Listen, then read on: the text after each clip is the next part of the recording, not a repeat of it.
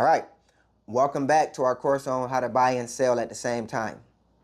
Your home may be the biggest financial weapon that you have in your back pocket and you don't even realize it. Most homeowners don't know the power they have in the equity in their home. The biggest pain point that I see from homeowners in the West Valley is underestimating the equity that they do have in their home. And what is equity? Equity is what you owe on the home and what you've paid down on the home since you've been in it versus how much the home is now worth. You may have purchased in 2020 for $400,000.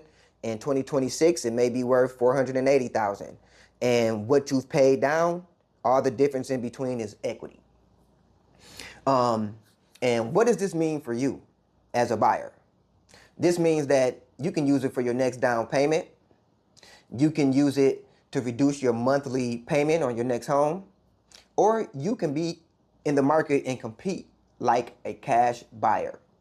That is the leverage that you have with the equity in your home. This is why homeowners are the most qualified buyers in today's market. The fear though, do I have to sell to access this equity? Not always. I help my clients to explore options such as contingent offers, leasebacks, selling first, things of that nature to make sure that you're always in control.